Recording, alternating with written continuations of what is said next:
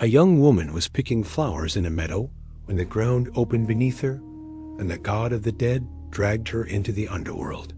Her mother searched everywhere, threatening to let the world starve if her daughter was not returned. The gods negotiated. The girl could go home, but only if she had eaten nothing in the land of the dead. She had eaten 6 pomegranate seeds. The compromise: 6 months in the underworld as queen of the dead, 6 months above ground with her mother. This is the story of Persephone and Hades, and it is the Greek explanation for why winter exists. The myth is preserved in the Homeric hymn to Demeter, composed around the 7th or 6th century BCE.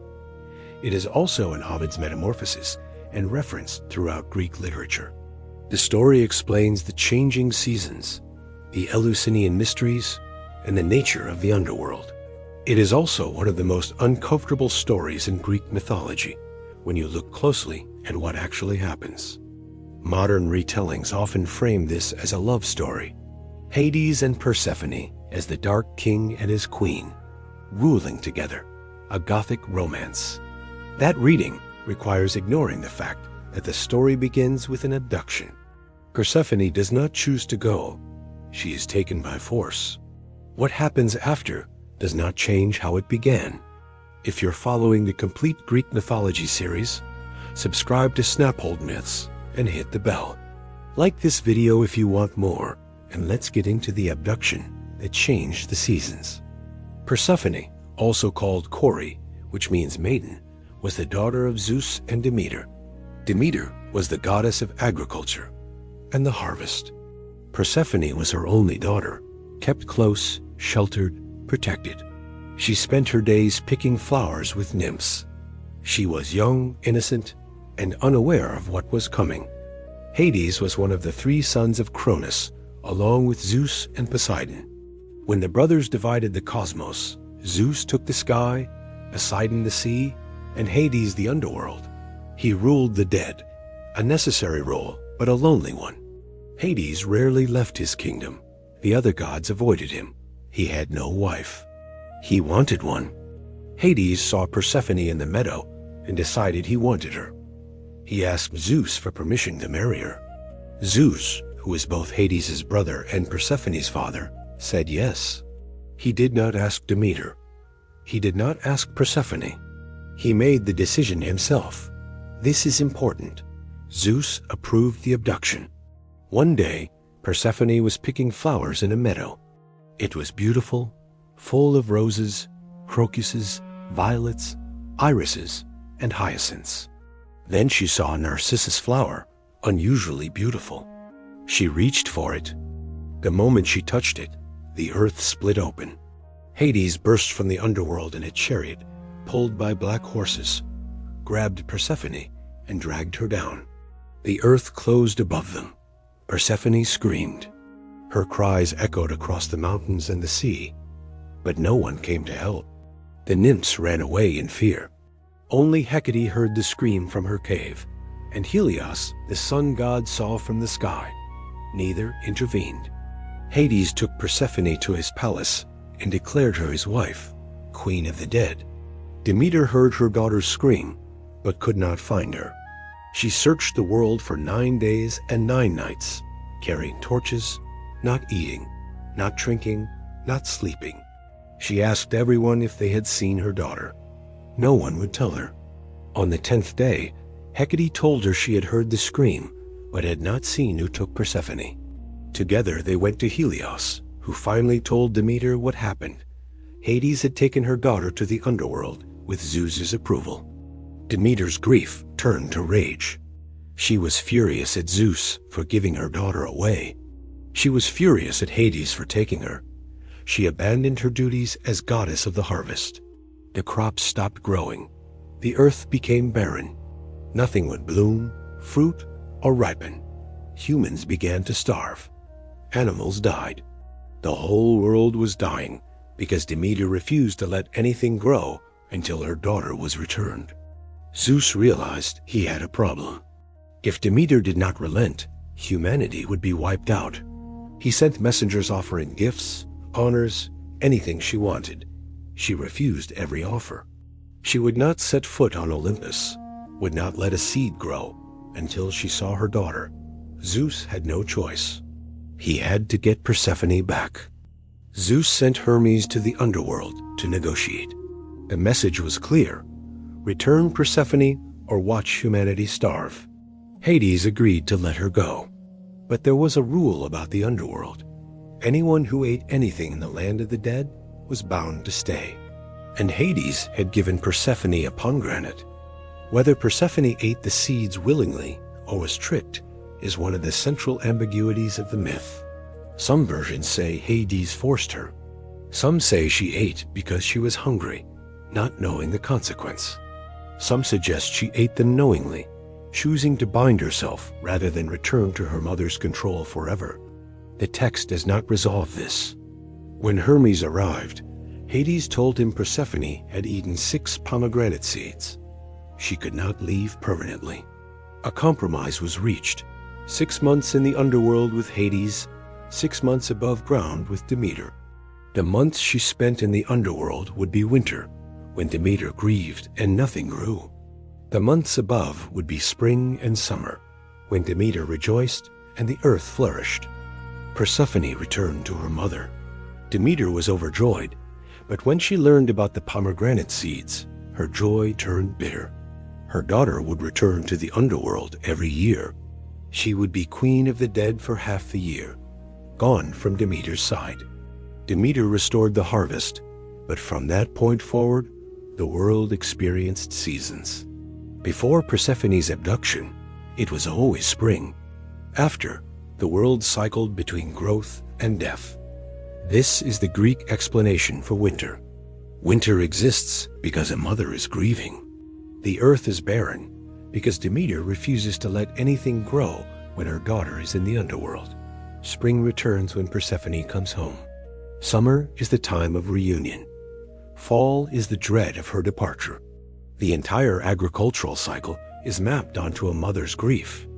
The story also established Persephone as queen of the underworld. She was not a prisoner after the first abduction.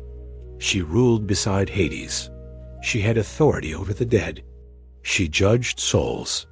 When Orpheus came to retrieve Eurydice, he had to convince both Hades and Persephone. When Heracles came to capture Cerberus, he had to ask permission from both. Persephone became one of the most powerful goddesses in the Greek pantheon.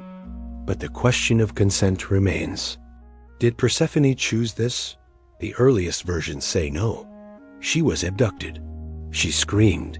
She tried to escape. The pomegranate seeds bound her against her will. Later versions suggest she grew to love Hades, that she embraced her role, that she preferred the underworld to her mother's overprotectiveness. Those are reinterpretations, not the original story. Demeter's part is equally important. She is a mother who loses her daughter and responds by threatening to destroy the world. That is divine power weaponized through grief. She does not ask nicely. She does not negotiate. She simply stops doing her job, and the consequences force Zeus to act. Demeter's grief has leverage because the gods need humans to survive. The Eleusinian Mysteries, one of the most important religious rites in ancient Greece, were based on this myth. The mysteries were secret initiation ceremonies that promised initiates a better afterlife. The exact details are unknown because initiates were sworn to secrecy on pain of death, and they kept that secret for over 1,000 years.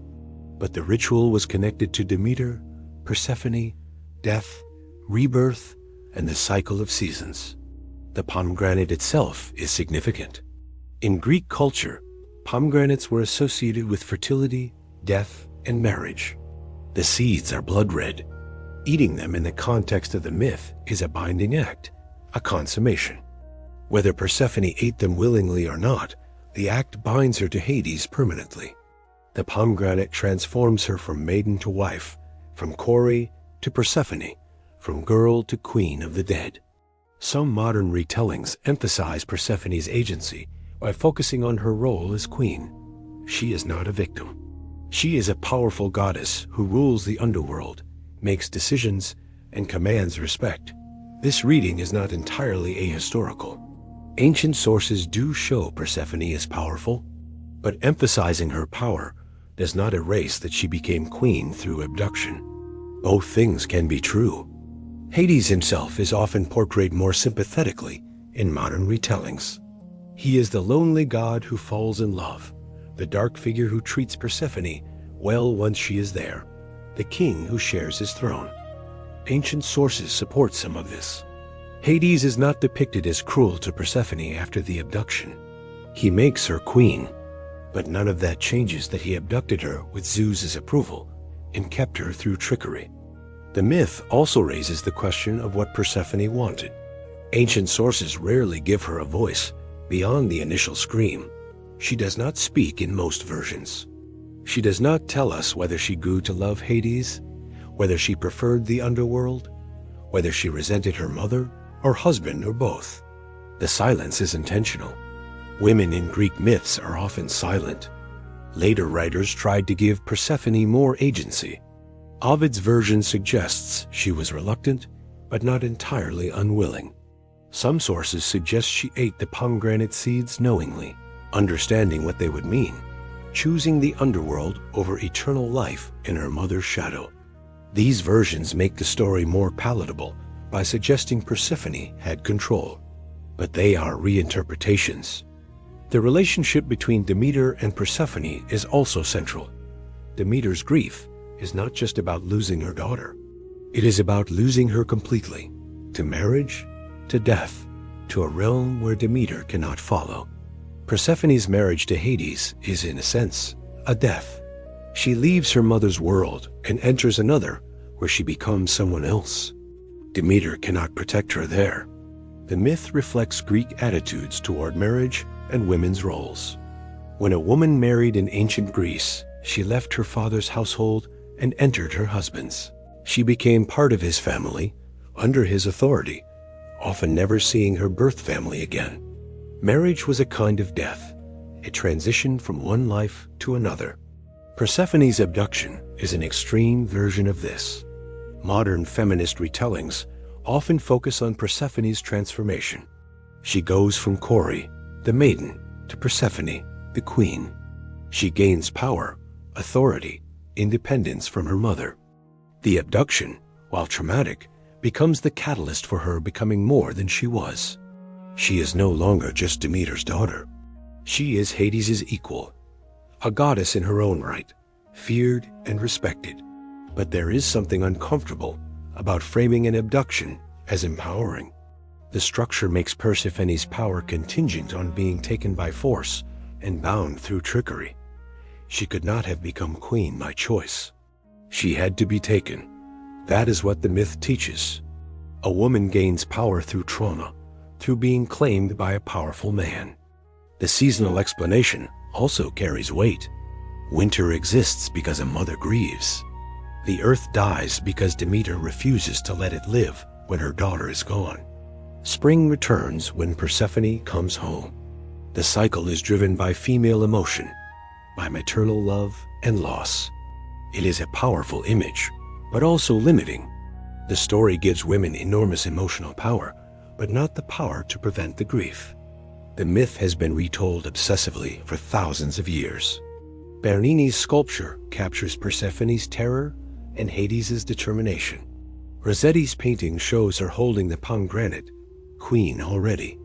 Modern novels engage with similar themes of women's voices in myths that rarely let them speak. The story endures because it touches something real about loss, power, and transformation. The 6-month cycle also creates an interesting dynamic. Persephone is not trapped forever. She returns. Every spring, she comes home. Every fall, she goes back. She lives 2 lives. She is 2 people, the daughter who picks flowers and the queen who judges the dead. Modern retellings often emphasize this duality as strength. She is more than either role alone. But the cycle also means she never fully belongs anywhere. 6 months with her mother, 6 months with her husband, never a full year in either place. She is always leaving. She is always arriving. She is never fully home. That is another way to read the story. Persephone's fate is to be divided, to belong to two worlds and fully inhabit neither. The pomegranate seeds are the mechanism of that division. 6 seeds, 6 months. If she had eaten nothing, she could have left completely. If she had eaten the whole fruit, she would have stayed forever. 6 seeds create the compromise. Whether this was Hades' plan, or an accident, or Persephone's choice, changes the meaning entirely. The ancient sources do not give a definitive answer. Ancient Greeks did not see the underworld as hell. It was simply where the dead went. A few heroes went to Elysium. A few villains went to Tartarus. Most went to the Asphodel Meadows, a gray neutral place. Persephone ruled over all of this. She was not the queen of hell. She was the queen of death itself. That is a staggering amount of power for someone who began as a girl picking flowers. The myth teaches several things. First, that marriage in ancient Greece was often not a choice for women. It was arranged by fathers, by male relatives, by men who had authority over women's lives. Persephone's story is an extreme version of a common reality. Second, it teaches that grief has power. Demeter's grief threatened the world. The gods had to negotiate with her because she was willing to let humanity die if her daughter was not returned. That is leverage. The myth acknowledges that maternal love is a force the gods must respect, even if they do not respect women's autonomy. Third, it teaches that transformation is often involuntary. Persephone did not choose to become queen of the dead. She was made queen through abduction and trickery. But once the transformation happened, it was irreversible. She could not go back to being just Corey. She was Persephone now, powerful and feared. Trauma changes people permanently. The story is not a love story in the way modern retellings sometimes frame it. It is a story about power, about what happens to women in a world where men make decisions about their lives, about grief and leverage and transformation. It is also the Greek explanation for winter. Both readings are true. This video was created by combining human research and scriptwriting with AI-assisted visual production, bringing these ancient stories to life for modern audiences. For more Greek mythology-related books and the AI tools we use to make this content, check the links in the description below.